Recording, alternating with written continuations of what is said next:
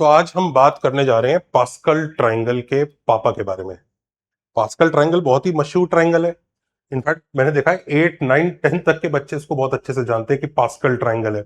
ये ट्रायंगल क्या है मैं बता देता हूं। वैसे तो पता ही होना चाहिए सबको, पर फिर भी चलो बता देता हूं कि साइड में सब one one one one one one one लिखा रहता है।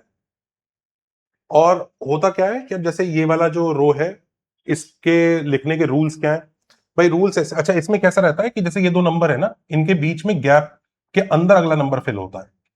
तो 1 और 2 के बीच में गैप है, इसमें अगला नंबर, इसमें अगला नंबर, गैप में वापस अगला नंबर। और हर नंबर की क्या कहानी है, जो उसके ऊपर वाले दोनों नंबर है ना, उनका एडिशन होता है। जैसे 1+3, 1+2 गिव्स 3, 2+1 गिव्स 3, 3+3 गिव्स 6। और अगर ऊपर वो अकेला ही है, मतलब इसके ऊपर सिर्फ एक ही है, तो वो उसी को ही यूज कर लेता है। तो it's as simple as that. तो ये इस तरह का रूल है। इसलिए जब आप शुरुआत में 1 से शुरू करते हैं तो ये अपने आप 1 आता है, फिर ये 1 आएगा क्योंकि ऊपर एक ही नंबर है। ये 1 सब आते चले जाएंगे, ऐसे इधर वाले भी सब 1 1 1 आते चले जाएंगे। बीच वाले नंबर्स पे ऊपर वाले दोनों का एडिशन होता है, काम चल जाता है। तो ये काफी अच्छा लगता है लोगों को, ट्रायंगल है, मजेदार है। अब इसमें बहुत सारी प्रॉपर्टीज हैं, बहुत सारे तरह तरह के मैजिक चीजें आती हैं, लोगों को पसंद आती हैं। बहुत अमेजिंग अमेजिंग चीजें हैं। पर अभी हम जिस प्रॉपर्टी पर इसका हम फोकस करेंगे, वो एक स्पेशल प्रॉपर्टी है। और फिर हम इसका पापा बनाएंगे। कैसे बनाएंगे, लेट्स कम टू दैट। तो इसमें आप भी देख सकते हैं कि वेरियस रोज हैं, पहली, दूसरी, तीसरी, चौथी, पांचवी, छठी। और हर रो में कुछ एलिमेंट्स हैं। तो पहली रो को हम n=0 का नाम देते हैं, फिर इसको n=1, फिर इसको n=2, फिर इसको n=3, फिर n=4। ध्यान दीजिए, n=4 एक्चुअली देखा जाए तो पांचवी रो है। तो ये n=4 है। और इसमें जब देखिए आर, ये पहला टर्म, ये दूसरा टर्म, ये तीसरा टर्म, ये चौथा टर्म, ये पांचवा टर्म, ये टर्म्स इसमें लिखे हुए हैं रोज में। दूसरी कहानी, अब होता क्या है कि क्यों हम किस प्रॉपर्टी पर फोकस करने जा रहे हैं, वो ये है कि अगर हम n=2 वाली रो को देखेंगे ना, तो वो जो नंबर है ना 1 2 और 1, वो 1+x⁻², में कोफिशियंट्स हैं। अगर हम x के पावर्स को इंक्रीजिंग फॉर्म में लिखें, मतलब x की मिनिमम पावर 0, फिर 1, फिर 2, ऐसे चलेंगे ना, तो 1 2 1 इस तरह से चलेगा। अब जैसे 1+x⁻4 है, तो n=4 में जाना है, चौथी रो में नहीं, n=4 में जाना है। तो 1+x⁻4 में वो 1 4 6 4 1, आप खुद देख सकते हैं वही कोफिशिएंट्स आ रहे हैं जब आप x की इंक्रीजिंग पावर में लिख रहे हैं। So let's create a new triangle, it's पापा। पापा में क्या रूल्स हैं?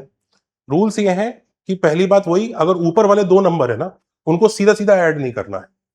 जो लेफ्ट से आ रहा है उसको 2 से मल्टीप्लाई करके, जो राइट से आ रहा है उसको 3 से मल्टीप्लाई करके। अब इधर एक ही नंबर है ऊपर, इधर कुछ है ही नहीं, तो ये वाला जो आएगा, ये 3 से मल्टीप्लाई हो जाएगा। आप समझ रहे हैं? जो लेफ्ट राइट से लेफ्ट आ रहा है, राइट से लेफ्ट वाला 3 से मल्टीप्लाई होता है। जो लेफ्ट से राइट आता है वो 2 से मल्टीप्लाई होगा। तो अगर दो हैं तो दोनों के लिए वो चीज एप्लीकेबल हो जाएगी, और अगर एक है तो वही कॉरस्पॉन्डिंगली वर्क करेगा। तो अगर ये रूल्स आपको समझ में आ चुके हैं, तो चलिए इससे हम ट्रायंगल बनाते हैं। तो शुरुआत हम हमेशा 1 से करते हैं। तो जो भी, और इसमें मैं क्या कर रहा हूं रूल में, राइट टू लेफ्ट जाता हुआ उसको 3 से मल्टीप्लाई करूंगा, और लेफ्ट टू राइट जाता हुआ उसे 2 से मल्टीप्लाई करूंगा। तो आप देख सकते हैं जितने भी रेड एरो हैं, ये 3 से मल्टीप्लीकेशन वाले हैं, और जितने भी ग्रीन एरो हैं ये 2 से मल्टीप्लीकेशन। तो 1 से 2 मल्टीप्लाई हुआ 2 आ गया, फिर 2 मल्टीप्लाई हुआ 4 आ गया, 1 से 3 मल्टीप्लाई हुआ 3 आ गया, फिर 3 मल्टीप्लाई हुआ 9 आ गया। 12 के लिए 3 3 जा 9, प्लस 3 2 जा 6, प्लस 2 3 जा 6, 6 + 6 12। आप समझ सकते हैं कि जो ग्रीन वाला है वो 2 से मल्टीप्लाई कर देता है, और जो रेड वाला है वो 3 से मल्टीप्लाई कर देता है। ये है, ये डेफिनेशन है। तो हमने पहला रो, दूसरा रो, तीसरा रो बनाया। एक कुछ रोज और भी लिख लेते हैं। तो कुछ रो और लिखते हैं। तो आप वापस देख सकते हैं, ये 3 से मल्टीप्लाई हो रहा है, 9 3 जा 27, फिर 27 3 जा 81। इधर देखिए, 9 2 जा 18, प्लस 12 3 जा 36, तो 36 और 18 54। तो ये पूरी टेबल बन गई।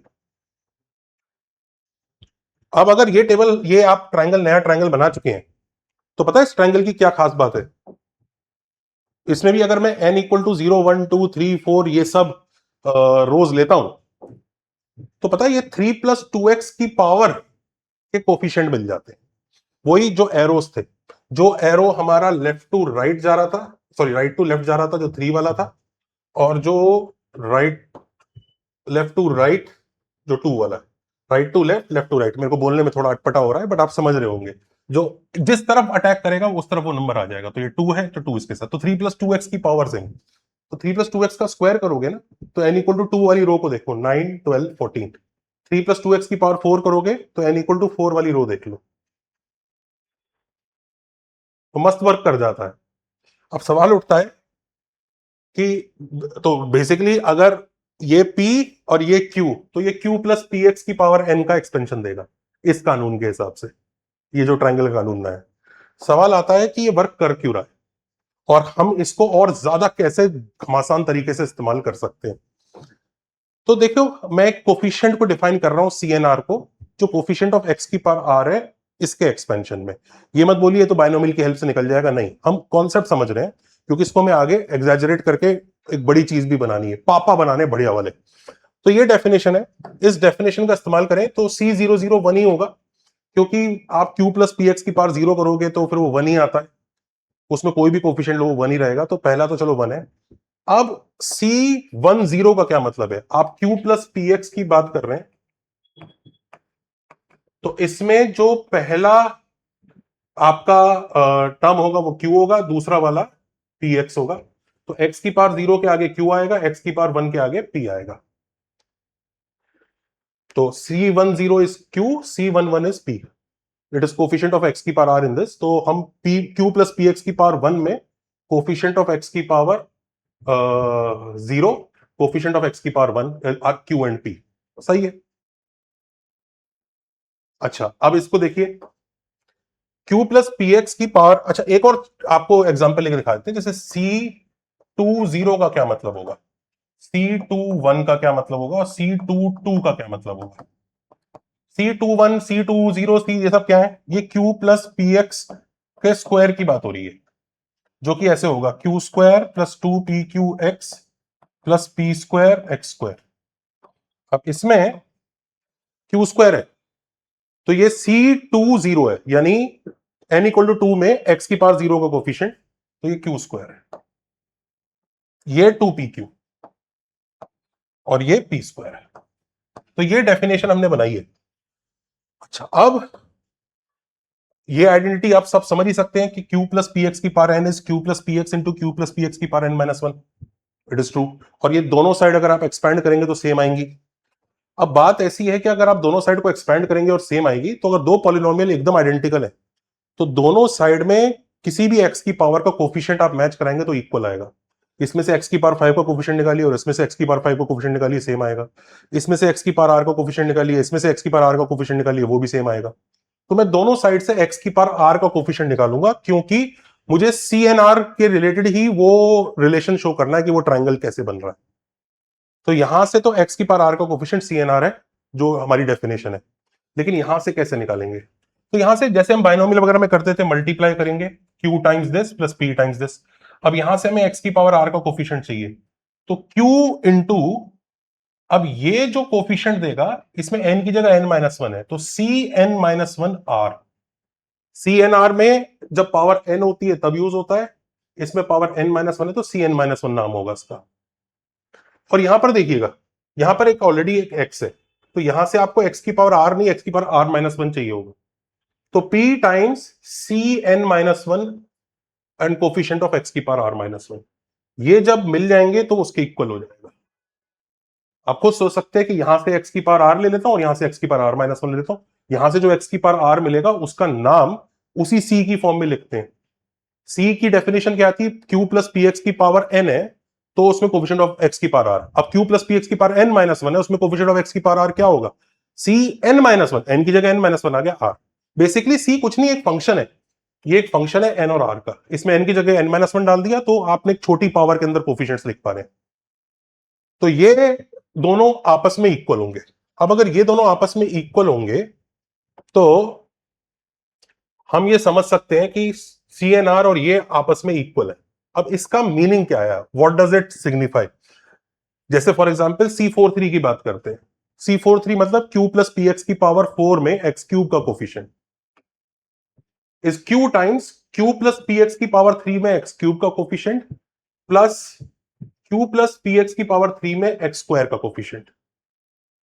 ये रिलेशन आ रहा है इसकी वजह से। इसको अगर हम उस ट्रायंगल की तरह से लिख के देखते हैं तो जैसे मान लीजिए ये जो कोफिशिएंट्स हैं जो पावर 4 वाले हैं, इसमें से हम इस कोफिशिएंट के बारे में बात कर रहे हैं, और ये जो कोफिशिएंट है पावर 3 वाले, क्योंकि इधर पावर 3 वाले कोफिशिएंट्स के बारे में बात हो रही है, वो ये कह रहा है कि 30 31 32 32 में क्यू मल्टीप्लाई करो और 33 में पी मल्टीप्लाई करो तो ये आ जाता है। और यही तो आपकी वो ट्रायंगल वाली डिजाइन है, this is what you were doing, और यही करते ही आपका काम हो जाएगा। तो ये अपने आप ही आपका, एक्चुअली मैंने यहां पे उल्टा लिख दिया, ये पी टाइम्स है और ये क्यू टाइम्स है, तो अपने आप ही आपका क्यू प्लस पी एक्स की पावर एन के कोफिशिएंट यानी इस ट्रायंगल से मिलने जा रहे हैं। तो पास्कल का स्पेशल अच्छा पास्कल इसी का स्पेशल केस है, जब क्यू और पी 1 हो जाता है तो इसी का स्पेशल केस है पास्कल। अब एक चीज और दिखाता हूं, एक नया रूल बनाते हैं, एक नया ट्रायंगल। पहली बात, इस ट्रायंगल के अंदर कोई गैप्स नहीं है, जैसे याद है ना पास्कल ट्रायंगल में 1 1 1 1 1 होता था, 2, तो ये गैप्स होते थे बीच में, इस गैप के नीचे नंबर आता था, यहां गैप होता था, ये गैप्स है। हम पहले एक ट्रायंगल बना रहे हैं जिसमें कोई गैप नहीं है, नंबर के नीचे नंबर, नंबर के नीचे नंबर, नंबर के नीचे नंबर, तो ट्रायंगल है, नंबर के नीचे नंबर आ रहा है, तो पहला तो कानून है नो गैप्स।